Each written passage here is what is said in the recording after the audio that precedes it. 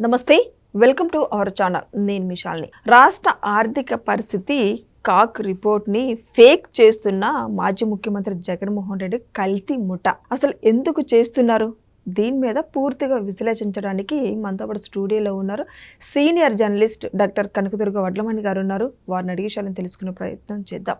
నమస్కారం మేడం. నమస్తే అండి మేడం, అసలు జగన్మోహన్ రెడ్డి గారి కల్తీ ముఠ ఎందుకు ఫేక్ ప్రచారం చేస్తున్నారు? ఈ కాకు అంటే ఇప్పుడు ఏపీలో జరుగుతున్న కాకు దాని మీద ఎందుకు వాళ్ళు ఇట్లా వ్యతిరేకంగా తీసుకురావటం, ఎందుకు ఇట్లా ఫేక్ ప్రచారం చేయటం, దీని వెనక కారణం ఏంటి మేడం? అసలు అంటే వైసీపీ హయాంలో వాళ్ళు చేసిన అప్పుల్ని కూటమి ప్రభుత్వం నెత్తిన రుద్దడమే వాళ్ళ ఎయిమ్ అన్నమాట. అందుకోసం వాళ్ళు ఏం చేస్తున్నారు, 24-25 సంవత్సరానికి ఇగో ఇన్ని వేల కోట్లు అప్పు చేసేసింది కూటమి ప్రభుత్వం అని వాళ్ళు చేసిన అప్పుని కూటమి ప్రభుత్వం మీద రుద్దడానికి వైసీపీ ప్రయత్నిస్తుంది. మీరు కనుక మొత్తం లెక్కలు తీసుకుంటే కాగ్ నివేదిక చూసారంటే ఏప్రిల్ నెల 2024లో 11,497 కోట్లు ఎవరు తీసుకున్నారు? వైసీపీ ప్రభుత్వం తీసుకుంది. మే నెలలో 15,208 కోట్లు ఎవరు తీసుకున్నారు? అది కూడా వైసీపీ ప్రభుత్వం తీసుకుంది. మొత్తం మీరు కనుక చూసుకుంటే ఏప్రిల్ మే నెలలు కలిపి 27,208 కోట్లు అప్పు చేసింది 2 నెలల్లో. ఎవరు? 2024లో వైసీపీ ప్రభుత్వం. అయితే మీకు ఓవరాల్గా చూసుకుంటే కూటమి ప్రభుత్వం వచ్చాక 2024-25లో చేసిన అప్పు మీకు 53,866 కోట్లు మాత్రమే. అంటే మొత్తం 12 నెలలకి మనం మాట్లాడుతున్నాం. అయితే గతంలో వైసీపీ ప్రభుత్వం మాత్రం ఆర్థిక ఏడాది 2 నెలలకే వాళ్ళు 34% అప్పు చేశారు. ఇందాక మనం చెప్పుకున్నాం కదా, 27,208 కోట్లు. అయితే మొత్తం మీద ఇదంతా కలిపి కూటమి ప్రభుత్వం మీద ఈ భారం పడింది. సో 2024-25 వైసీపీ చేసిన 10 లక్షల కోట్ల అప్పుకి కూటమి ప్రభుత్వం ఎంత వడ్డీ కట్టింది? 71,881 కోట్లు అప్పు ప్లస్ వడ్డీ రెండు కలిపి చెల్లించిందనమాట. సో ఇప్పుడు ఈ క్యాపిటల్ ఎక్స్పెండిచర్ గురించి మాత్రం జగన్ ఫేక్ చేస్తున్నాడు. అవును, అది అక్కడ జరుగుతున్నాను. సో 24-25 ఏప్రిల్ మే జూన్ సగం వరకు కూడా ఈ జగన్ ఖర్చు చేసింది ఎంత మీకు? 9 నెలల్లో 16,141 కోట్లు. ఏది? క్యాపిటల్ ఎక్స్పెండిచర్ నేను మాట్లాడేది. అదే మీకు 5 ఏళ్ల విధ్వంసం తర్వాత వచ్చిన ప్రభుత్వం ఉన్నది 9 నెలలు మాత్రమే. సో ఇవన్నీ సెట్ చేయడానికి మీకు కూటమి ప్రభుత్వానికి ఎంత టైం పడుతుంది? వాళ్ళు చేసిన అప్పులు తర్వాత ఈ క్యాపిటల్ ఎక్స్పెండిచర్ దాకా వచ్చేసరికి వీళ్ళు ఏమీ ఖర్చు పెట్టలే. వైసీపీ వాళ్ళు అప్పులు మాత్రం చేసేసారు. అక్కడ అప్పులు తక్కువ చేసింది కూటమి ప్రభుత్వం. 24-25 సంవత్సరానికి వాళ్ళు చేసిన అప్పు తక్కువ. వాళ్ళు 2 నెలల్లో 34% చేస్తే వీళ్ళు ఏడాది మొత్తానికి ఇంత చేశారు, 51,000 చిల్లర. అందుకని ఆ తేడా మీకు చెప్తున్నా. దీన్ని వాళ్ళు వైసీపీ వాళ్ళు దీన్ని పెద్దది చేసి, అంటే వాళ్ళు చేసిన అప్పుల గురించి వాళ్ళు మాట్లాడకుండా ఇవన్నీ కూడా 27,208 కోట్లు కూడా వీళ్ళే చేశారు 2 నెలల్లోనే అనేది వీళ్ళు విష ప్రచారం చేస్తున్నారు. అది అక్కడ జరుగుతున్న మిస్టేక్. కాబట్టి అంటే ప్రతిదీ కూడా ఒక నెగిటివ్ కోణంలో కూటమిని ఎలా ప్రొజెక్ట్ చేయాలి అనేది వాళ్ళ ఉద్దేశం. ఇప్పుడు ఎవరు మాట్లాడినా, నిన్న రోజా మాట్లాడినా, ఇంకొకరు మాట్లాడినా మీరు కూటమిని దెబ్బతీయడానికి చూడండి.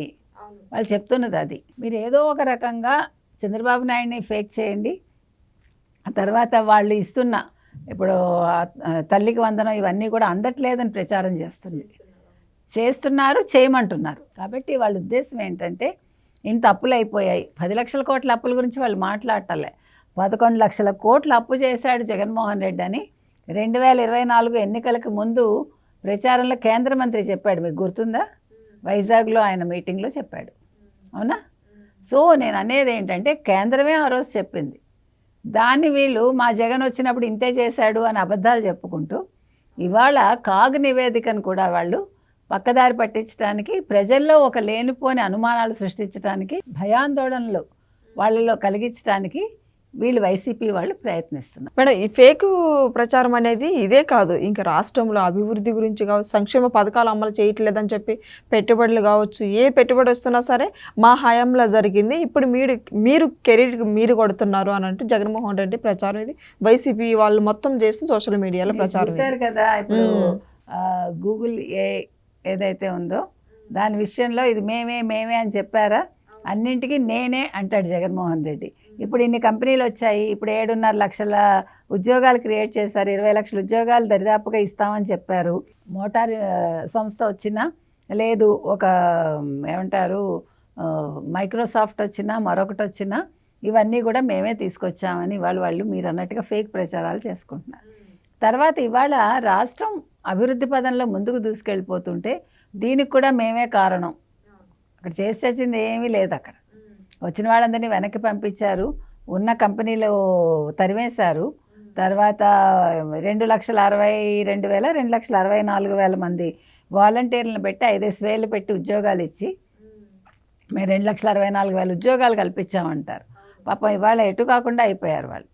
ఎందుకంటే వీళ్ళకి ఆ వాలంటీర్లు అందరూ కూడా వైసీపీ చేతుల్లో పావులుగా అయిపోయారు. ఆ రోజు మొత్తం ప్రతి వాళ్ళది పర్సనల్ డేటాలు అంతా సేకరించి వీళ్ళకి ఇచ్చి మనకు గుర్తుంది కదా. సో దానివల్ల ఇవాళ పాపం వాళ్ళకి ఎట్టు కాకుండా అయింది. వాలంటీర్ల మీద ఆ మధ్యన జాలి చూపించారు వీళ్ళు, వైసీపీ వాళ్ళు. ఈ మధ్యన ఎవడూ మాట్లాడటల్లా.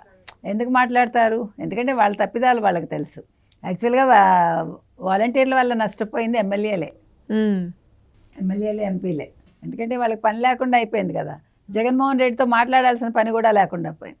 అందుకే ఎటు కాకుండా అందరూ కూడా ఇంట్లో కూర్చోవాల్సి వచ్చింది ఓడిపోయి. కాబట్టి ఇవాళ ప్రతి దాని మీద ఒక ఫేక్ ప్రచారం కావచ్చు, ఒక నెగిటివిటీని తీసుకురావడానికి జగన్మోహన్ రెడ్డి అండ్ కో ప్రయత్నిస్తున్నారు. అందులో భాగంగా విద్యాదీవెన అందట్లేదు, ఆరోగ్యశ్రీ లేదు, లేకపోతే ఆ పథకం అందట్లేదు, మహిళలకి ఏమీ మంచి జరగట్లేదు, మహిళలకి ఆర్థికంగా స్వావలంబన లేదు, ఇలా అంతా ఏంటేంటో చెప్తున్నారు వాళ్ళు. నిన్న మన రోజా కూడా మాట్లాడింది మేడం, మాట్లాడి వాళ్ళకి ఏంటో దిశానిర్దేశం చేయకుండా ఇంకేదో చెప్తాను. మీ అంతటా మీరు వెళ్ళిపోండి, మీ ఎవడు ఇక్కడ నేర్పించాడు. అంతర్జాతీయ మహిళా దినోత్సవం సందర్భంగా మీకు ఎవరు వెనకాలండి పుష్ చేయరు, మీకు ఎవరు గైడెన్స్ ఇవ్వరు, మీకు మీరే ముందుకు వెళ్ళిపోవాలి, ఇలా నానా ఇదిగా మాట్లాడింది ఆవిడ. నేను అంటే ఆవిడకే ఏం చేయాలో తెలియట్లేదు, ఇంకా వాళ్ళకేం చెప్తుంది ఆవిడ. అందుకని ఇవాళ జగన్మోహన్ రెడ్డి ఓ పక్క అక్కడ యలహంక ప్యాలెస్లో ఉండి రహస్య మంతనాలు చేసుకుంటున్నాడు. ఇంకో విషయం ఏంటంటే ఆయన ఇప్పుడు ఓ పక్క వివేకానంద రెడ్డి హత్య కేసు ఫైనల్కి వచ్చింది, మద్యం లిక్కర్ కుంభకోణం అది కూడా ఫైనల్కి వచ్చింది. ఇంకో పక్క ఆయన ఆర్థిక నేరాల అభియోగాలు ఏవైతే ఉన్నాయో అవన్నీ తిరగదోడుతున్నారు. ఇప్పుడు వీటన్నిటితో ఉక్కిరిబిక్కిరి అయిపోతున్నాడు ఆయన. ఈ నేపథ్యంలో ఆయన ఎలాగ అమిత్ షాని మంచి చేసుకోవాలి, మోదీని ఎలా మంచి చేసుకోవాలని, మనుషుల్ని పంపించడానికి ఎవరిని పట్టుకోవాలి ఆ పనిలో నిమగ్నమై ఉన్నాడు. ఇక్కడ పార్టీ గాలికి వదిలేశాడు. ప్రెస్ మీట్లు కూడా ఈ మధ్యన ఏం పెట్టలేదు. అందుకని ఇవాళ వాళ్ళు కాగు నివేదికని పక్కదారి పట్టించడానికి, తప్పుదారి పట్టించడానికి ఇవాళ వైసీపీ వాళ్ళు ప్రయత్నిస్తున్నారు. Thank you madam.